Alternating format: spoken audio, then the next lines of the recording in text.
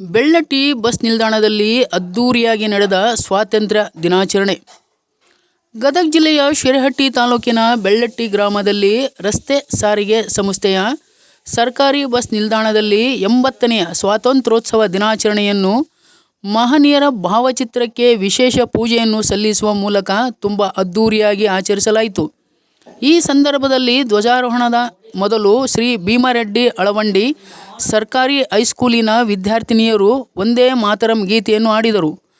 ತದನಂತರ ಬೆಳ್ಳಟ್ಟಿ ಬಸ್ ನಿಲ್ದಾಣದ ಸಾರಿಗೆ ನಿಯಂತ್ರಕರಾದ ಈರಣ್ಣ ಶೆಲ್ವಾಡಿ ಇವರು ಧ್ವಜಾರೋಹಣ ನೆರವೇರಿಸಿದರು. ಧ್ವಜಾರೋಹಣ ನೆರವೇರಿಸಿ ಮಾತನಾಡಿದ ಈರಣ್ಣ ಶೆಲ್ವಾಡಿ, ಭಾರತ ದೇಶದ ಸ್ವಾತಂತ್ರ್ಯಕ್ಕಾಗಿ ಹಲವು ಮಹನೀಯರ ತ್ಯಾಗ ಮತ್ತು ಬಲಿದಾನ ಸ್ಮರಣೀಯವಾಗಿದ್ದು, ಇದರ ಫಲವಾಗಿ ಇಂದು ನಾವೆಲ್ಲರೂ ನೆಮ್ಮದಿಯಿಂದ ಬದುಕಲು ಸಾಧ್ಯವಾಗಿದೆ ಎಂದು ತಿಳಿಸಿದರು.